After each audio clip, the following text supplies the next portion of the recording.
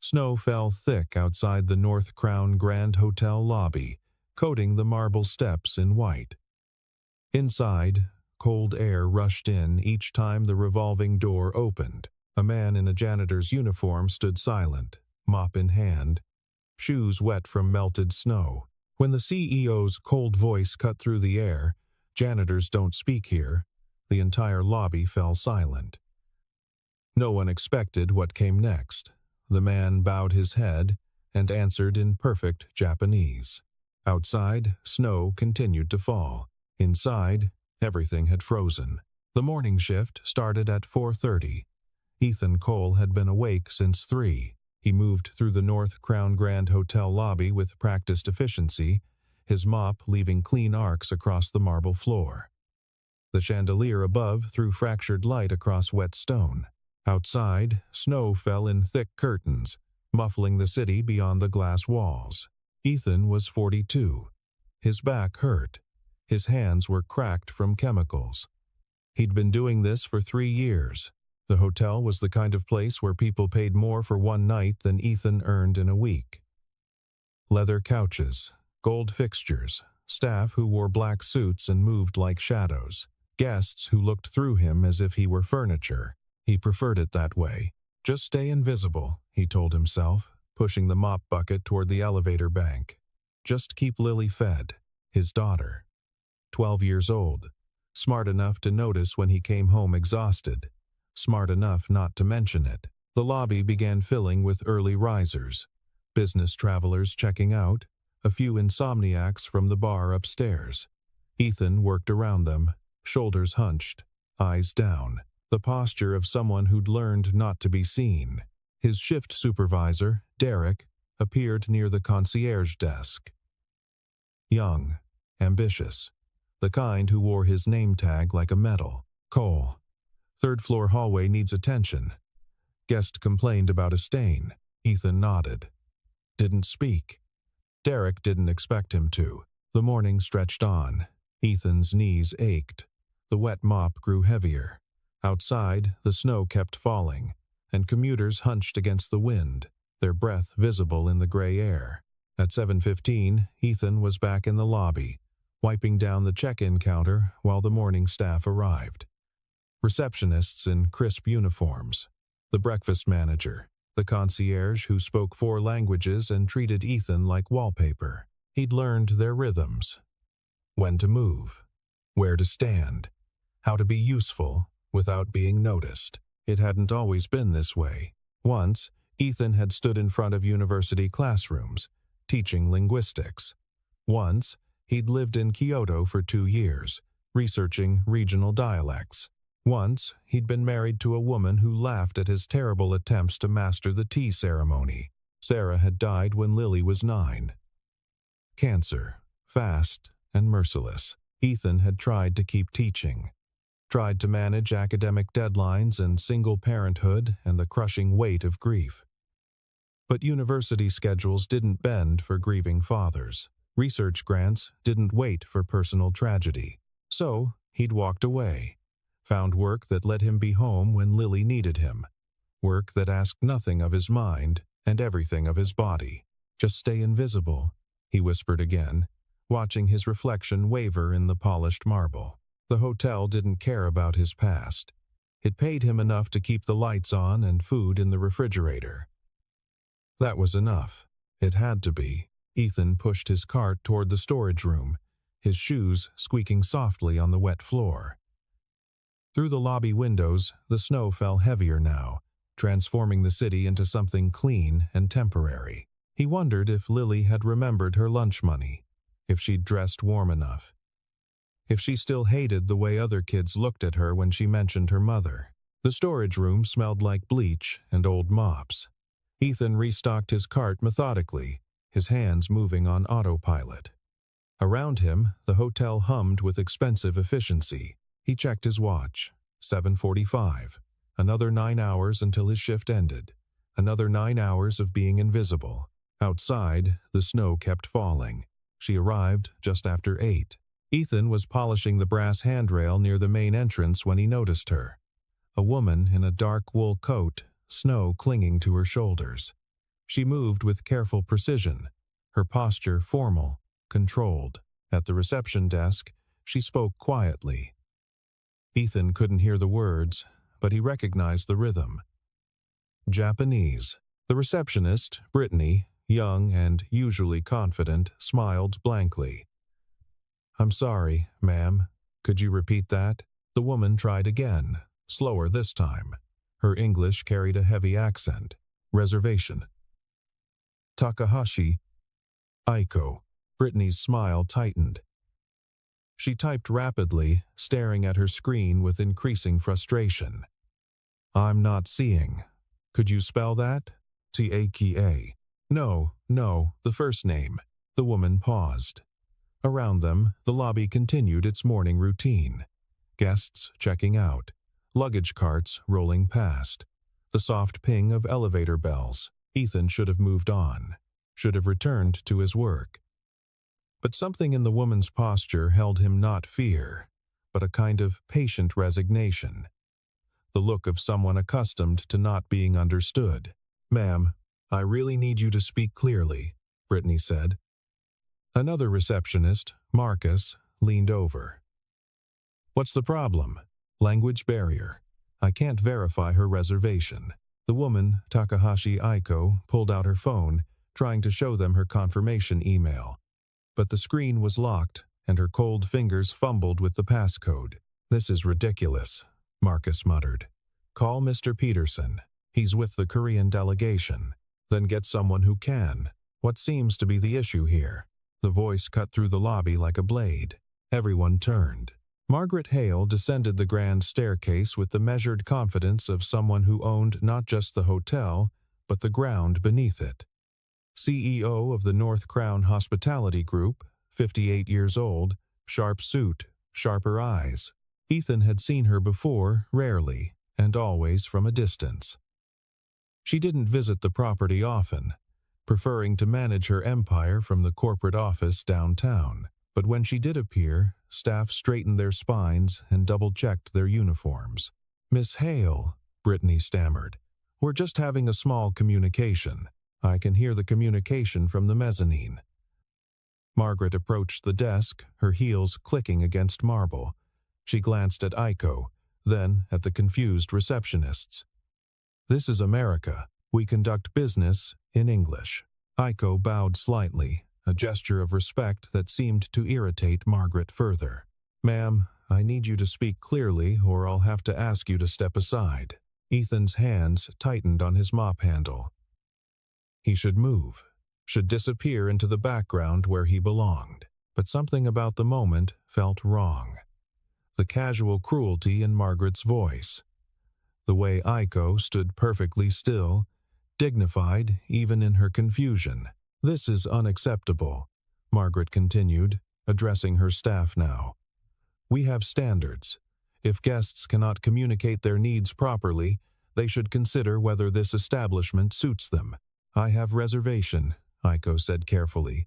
"Confirmation number. I don't have time for this." Margaret gestured sharply. "Call security. If she cannot verify her identity and reservation through proper channels, she needs to leave." The lobby had gone quiet. Other guests pretended not to watch.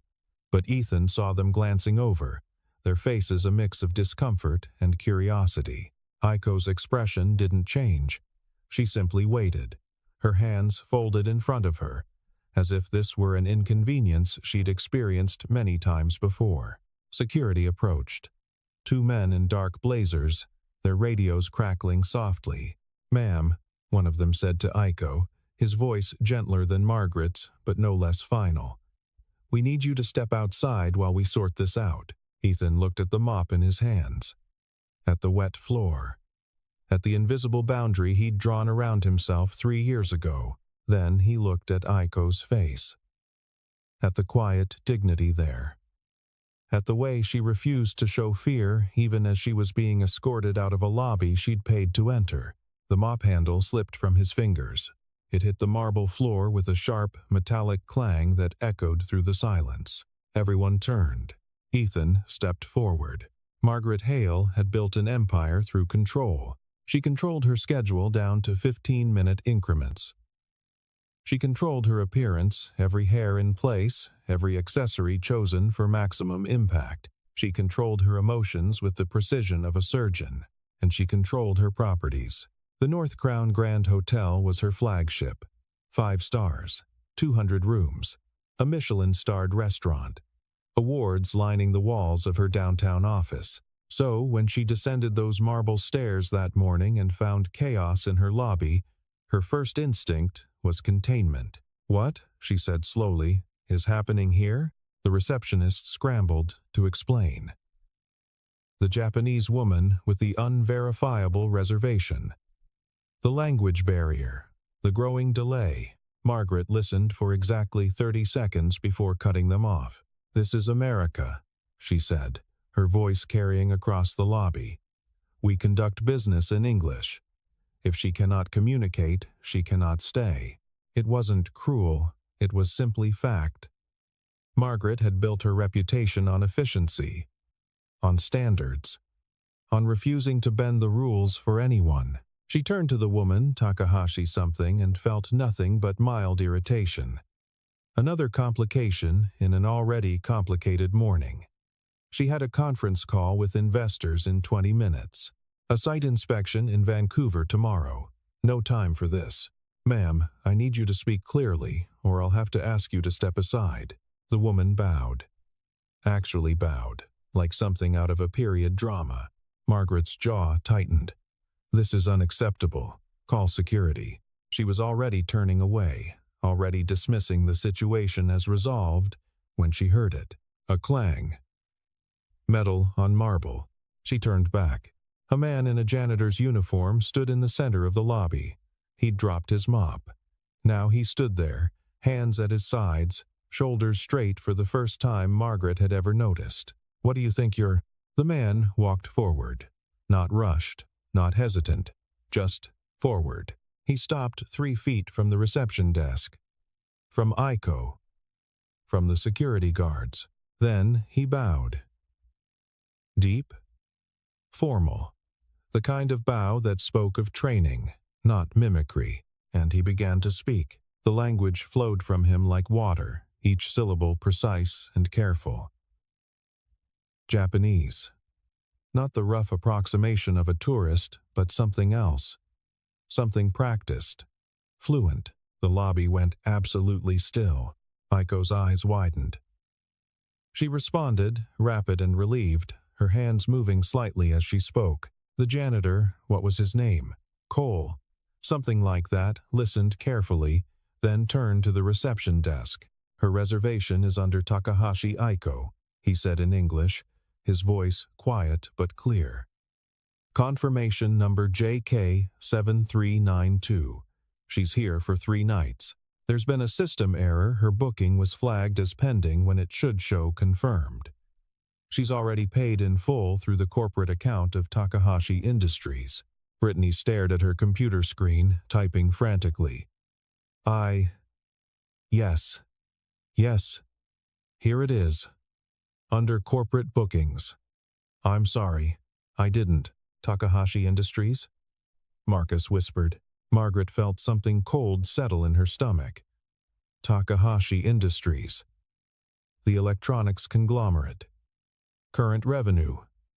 $47 billion annually. She looked at the woman again. At her expensive coat, her quiet confidence.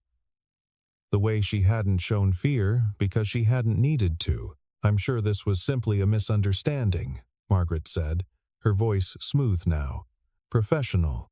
"Miss Takahashi, please accept our apologies for—" The janitor was still standing there, still visible, still disrupting the careful order Margaret had spent decades building. "That will be all," Margaret said sharply, looking at him for the first time. Really looking. "Return to your duties." The man met her eyes, didn't bow, didn't apologize, just looked at her. "Janitors don't speak here," Margaret said, her voice dropping to ice. "Remember your place."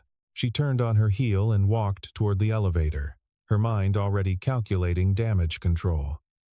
The woman was clearly someone important. The corporate account, the company name. Behind her, she heard Aiko speaking again in Japanese. Heard the janitor respond. Heard the soft sound of laughter, actual laughter in her lobby. Margaret pressed the elevator button harder than necessary. Control. She'd built everything on control, and for just a moment, it had slipped. The mop hit the floor, and Ethan felt 3 years of carefully constructed invisibility shatter with it. He'd practiced being unseen. Practiced moving through spaces without disturbing them. Practiced swallowing words until his throat ached with the weight of things left unsaid. But watching Aiko stand there dignified, patient, disrespected, something in him refused to stay quiet. So he stepped forward. The lobby felt enormous suddenly. Every eye on him, every conversation stopping mid-sentence. He stopped in front of Aiko and bowed. Not the casual nod Americans gave each other, but a proper bow. 15 degrees, 3 seconds. The way his teacher in Kyoto had shown him years ago. Then he spoke. Takahashi-san, moshiwake gozaimasen. Kochira no fubenitsuita fukai owabi moshiagamasu. The words felt strange in his mouth after so long. But they came back. Muscle memory of a different life.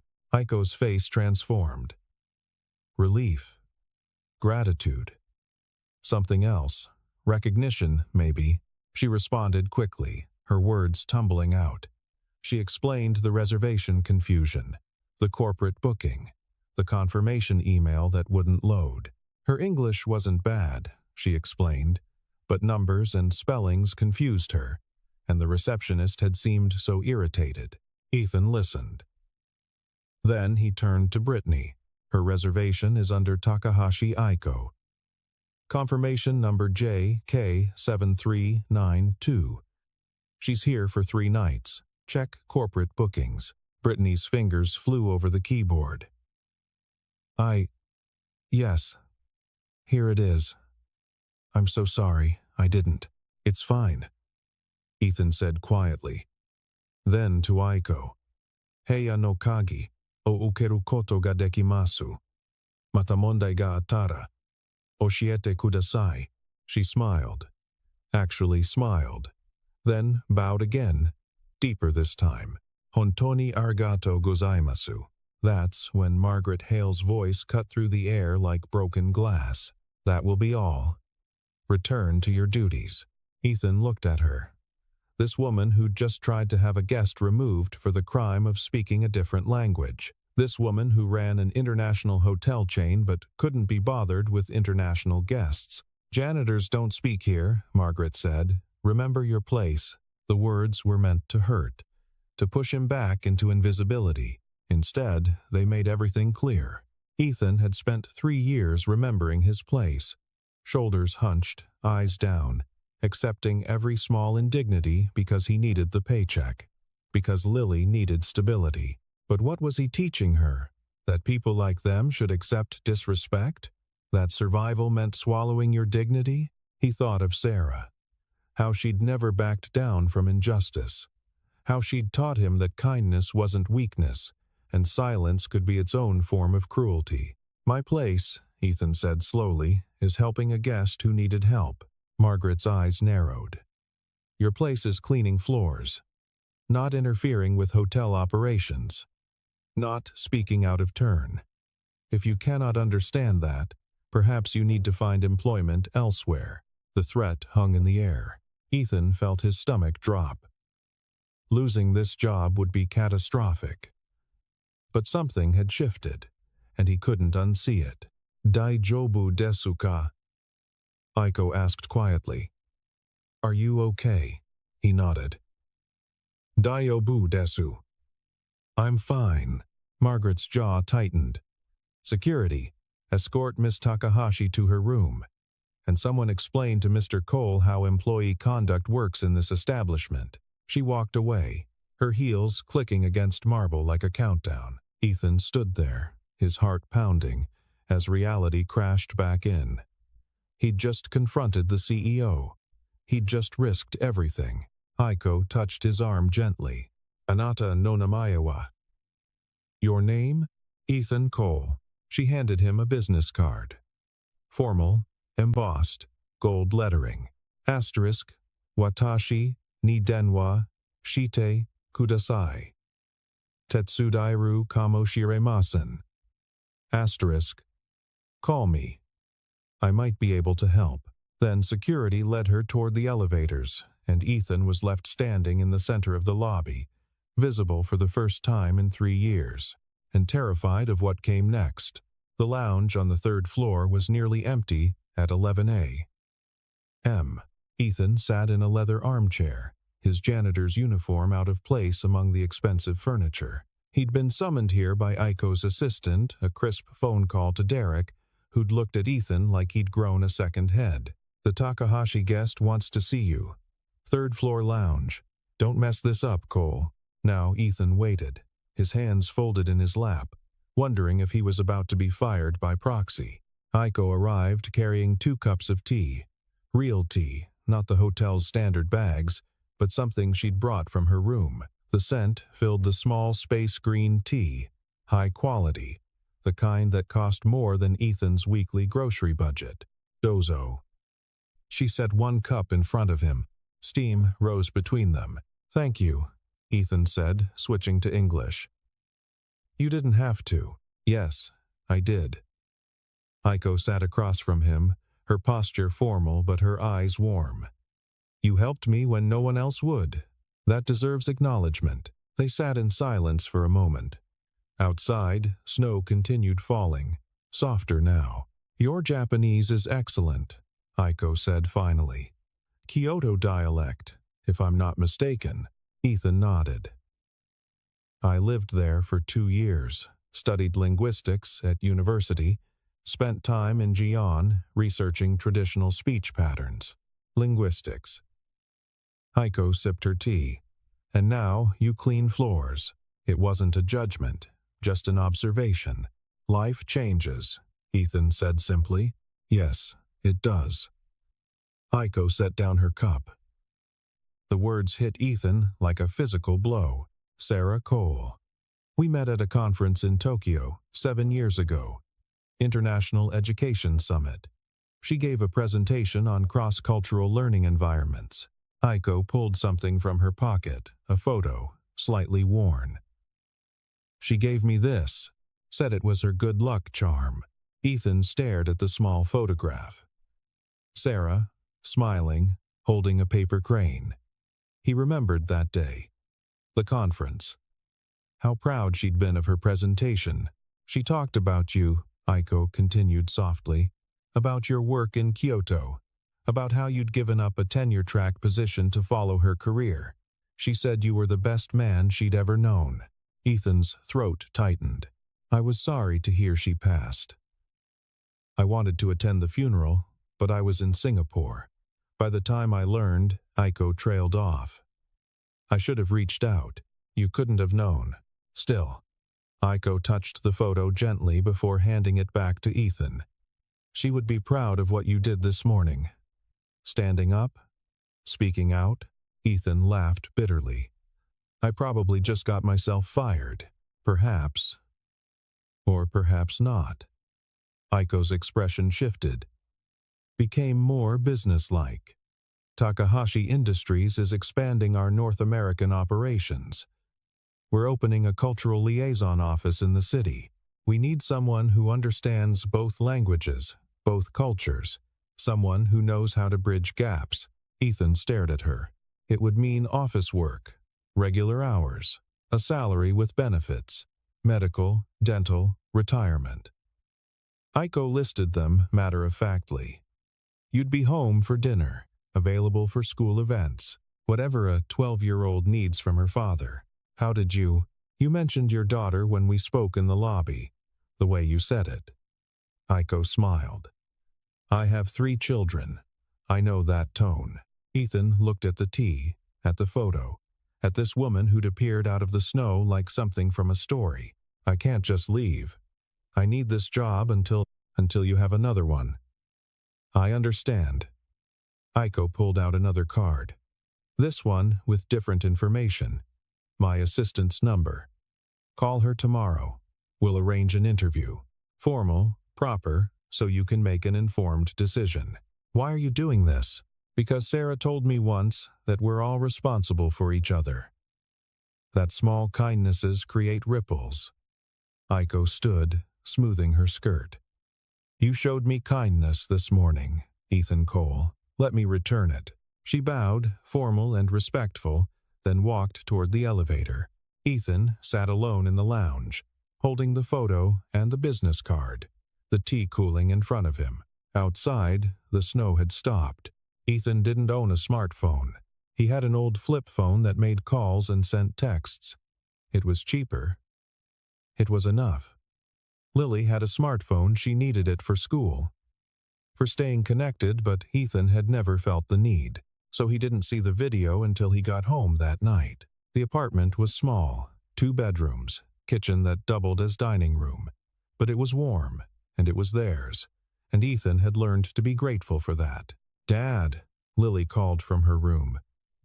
Dad, you need to see this. She appeared in the kitchen doorway, her phone extended. Her eyes were wide. What's wrong? Nothing's wrong. Just... Look. Ethan took the phone, squinting at the screen. The video was filmed from an angle, probably by another guest. It showed the North Crown lobby, the reception desk, a woman in a dark coat, Aiko, security approaching, then Ethan himself stepping forward. The bow. The conversation in Japanese, and Margaret Hale's voice, cutting and clear. Janitors don't speak here. The video had been posted 6 hours ago. It already had 200,000 views. The comments scrolled past. Asterisk. Who films this kind of racism and just posts it? Asterisk. That CEO is done. Asterisk. Asterisk. The way he just bowed and spoke, perfect Japanese. I'm crying. Asterisk. Asterisk. Takahashi Industries is going to destroy that hotel. Asterisk. Ethan felt sick. Dad, this is good, Lily said, reading his expression. People are on your side. It's not about sides. It's about... Ethan trailed off. About keeping his head down. About not making waves. About surviving. But he'd already made waves. The water was already churning. Lily took her phone back. Some kids at school saw it.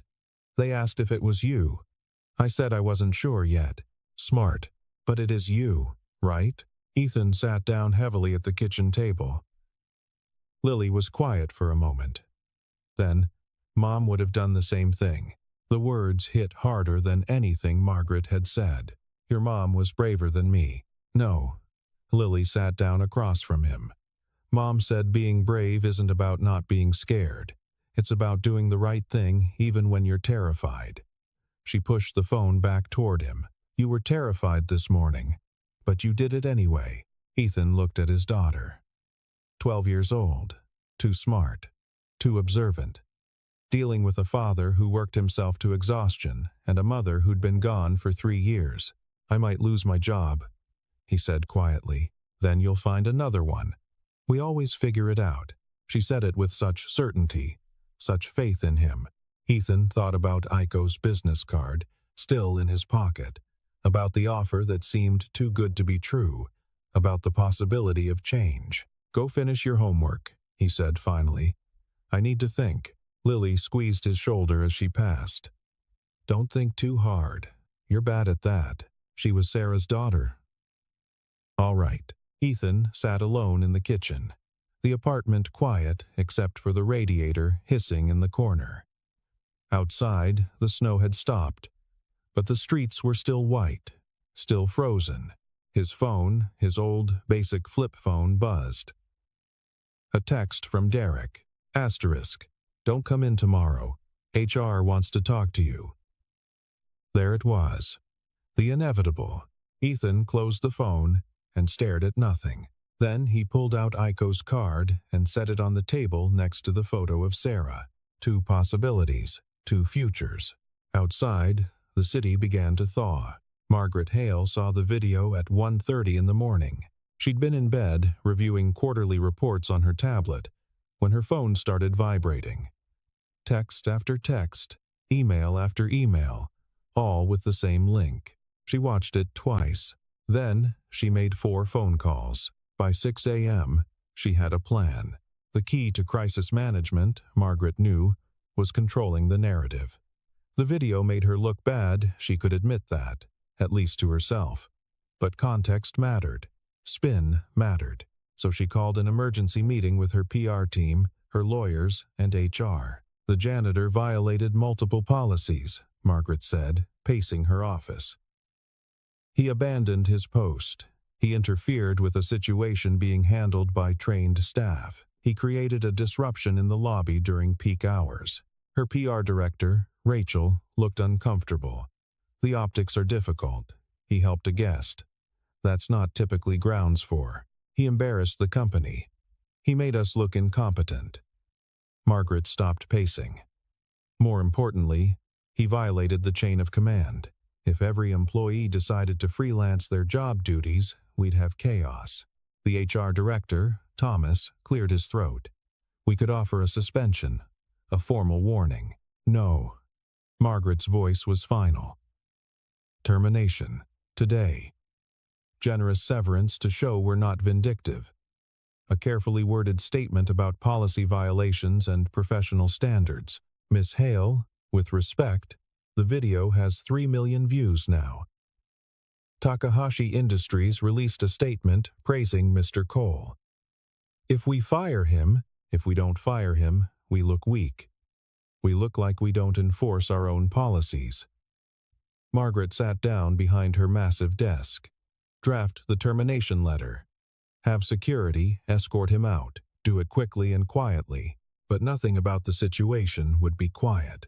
At 9 a.m., Ethan received the call. Report to HR immediately.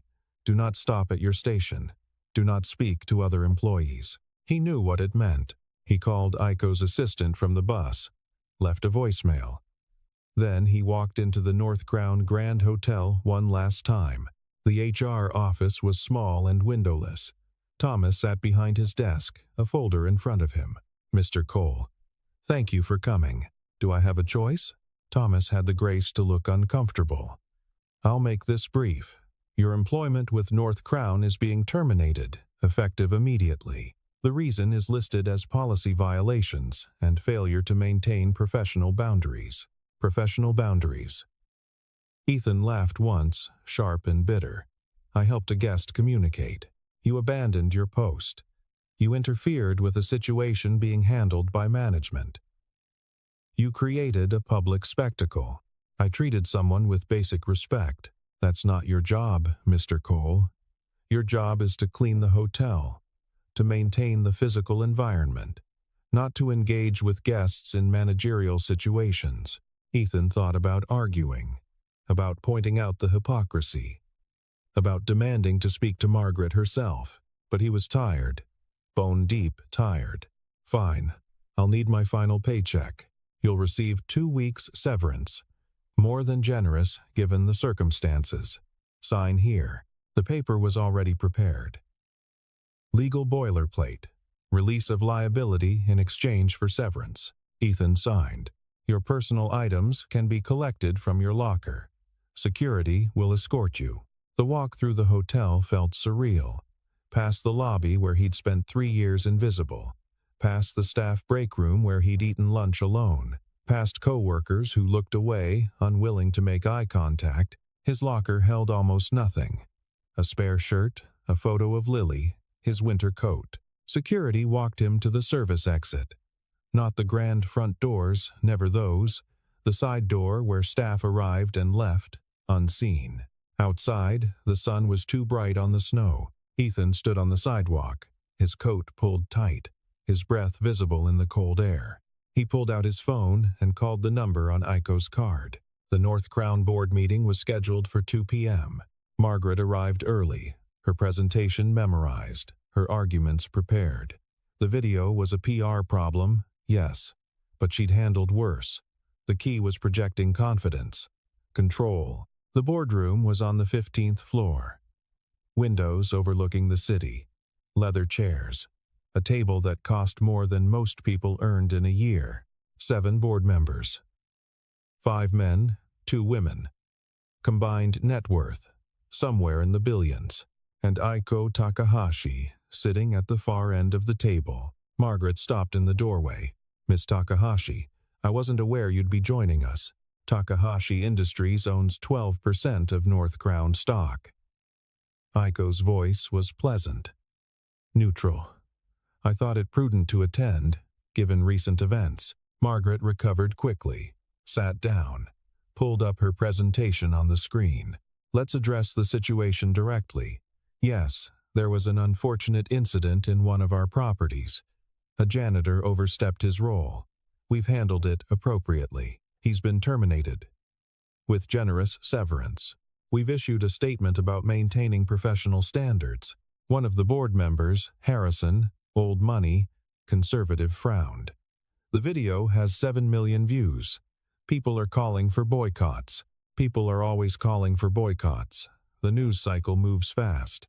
This will be forgotten in a week. Will it?" Aiko's voice cut through smoothly.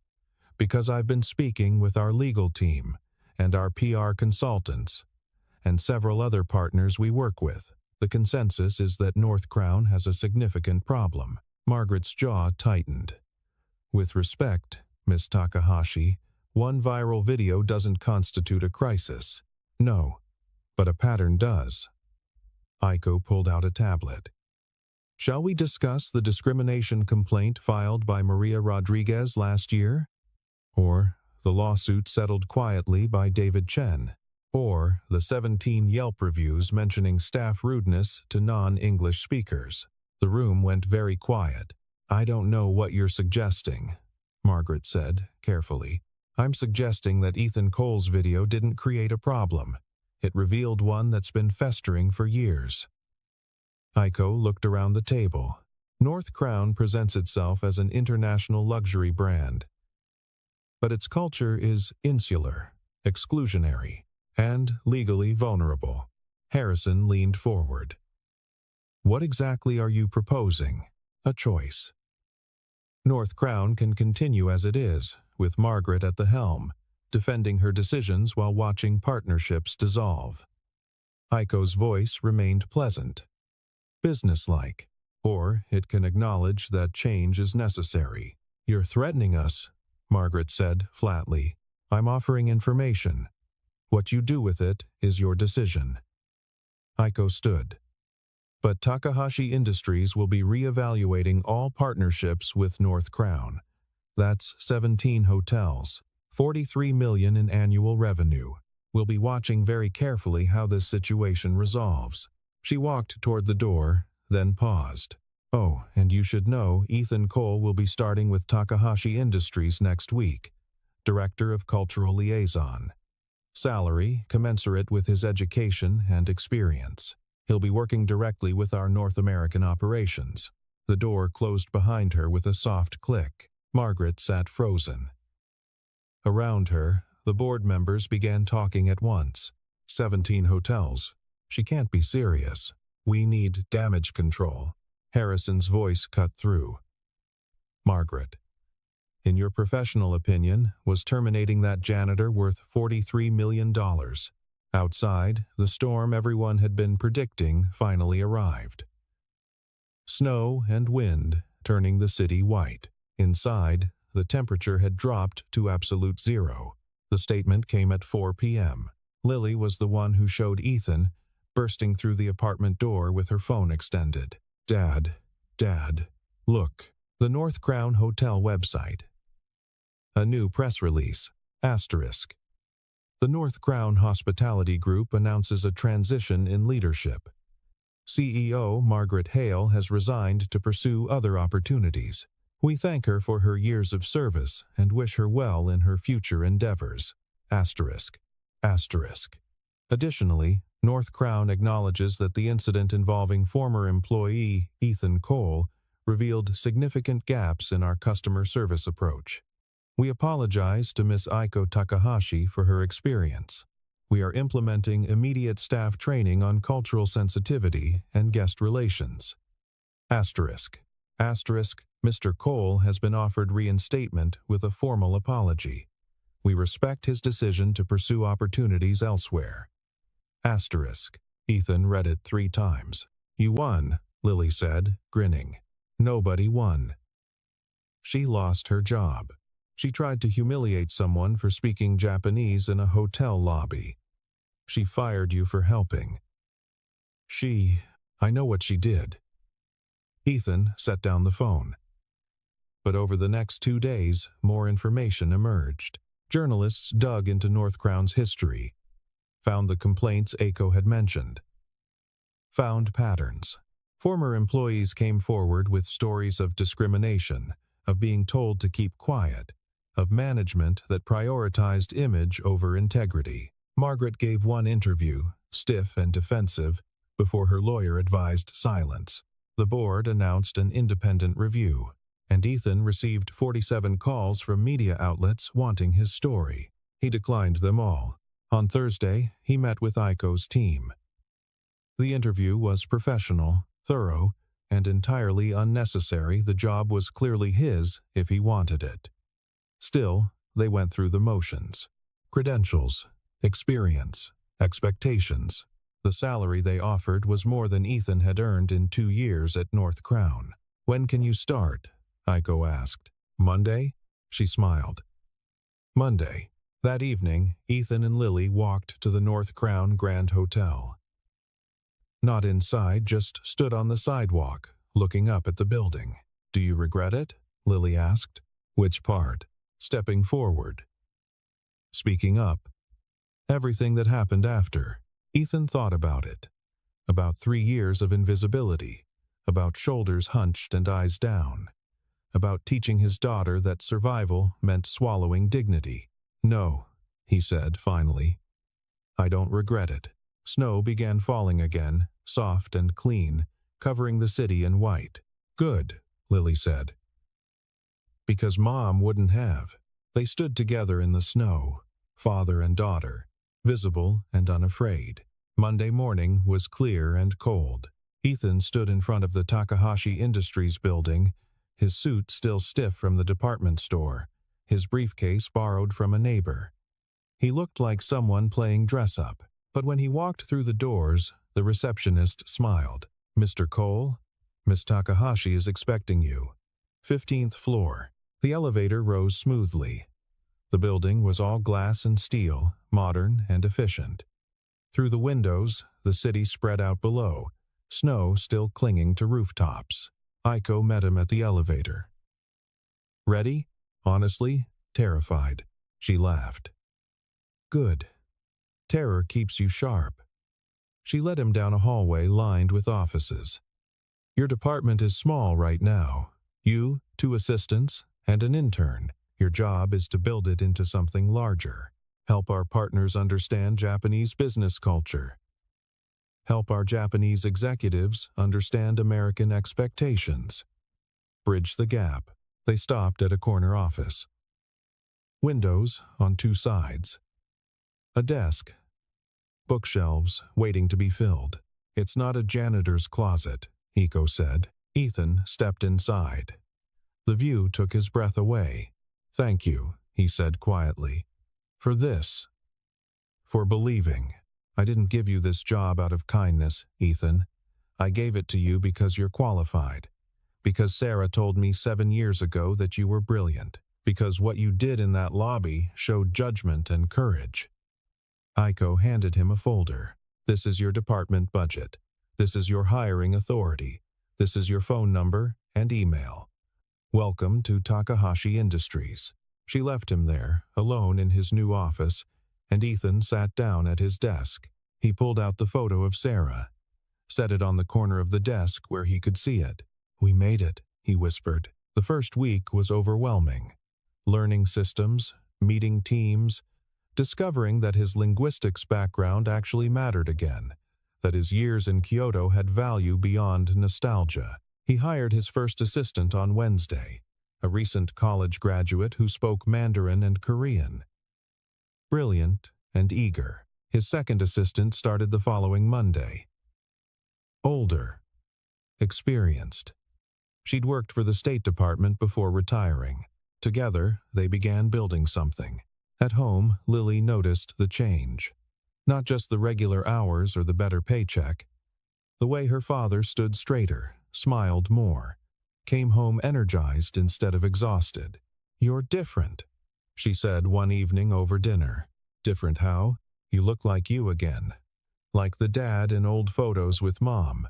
Ethan felt his throat tighten. "Is that okay?" "It's perfect." 3 weeks after starting at Takahashi Industries, Ethan received an email from Thomas at North Crown HR. "Mr. Cole, asterisk, I wanted to reach out personally. What happened was wrong. I should have pushed back harder. I should have said something. I didn't, and I regret it. Asterisk, asterisk." For what it's worth, Margaret's dismissal led to a complete culture review. "We're implementing changes, real ones. It won't fix the past, but maybe it'll prevent future incidents. Asterisk, asterisk, I hope your new position is everything you deserve. Asterisk, Thomas." Ethan read it twice, then filed it away. Some wounds needed acknowledgement, not forgiveness.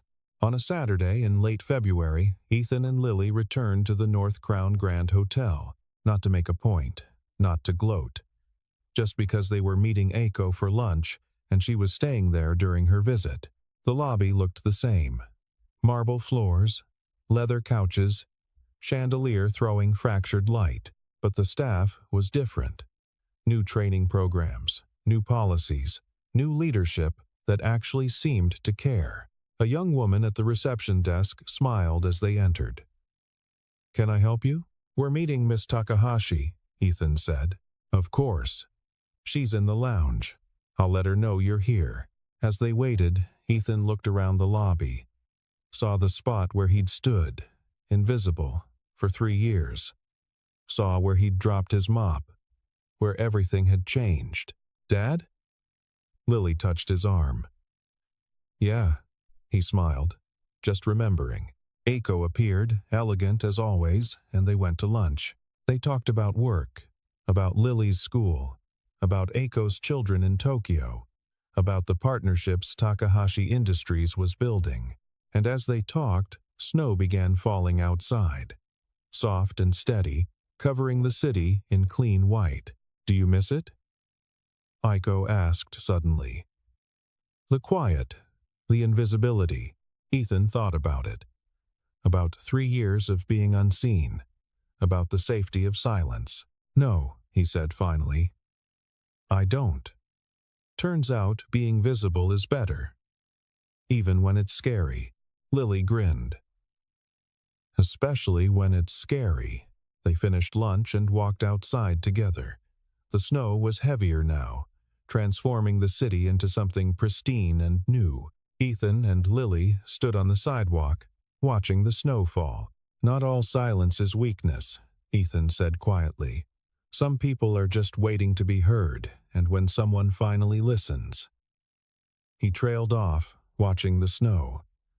"Everything changes." Lily slipped her hand into his. "Yeah," she said.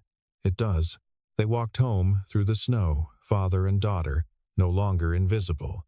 Behind them, the city continued its transformation. Slow, steady. One small change at a time.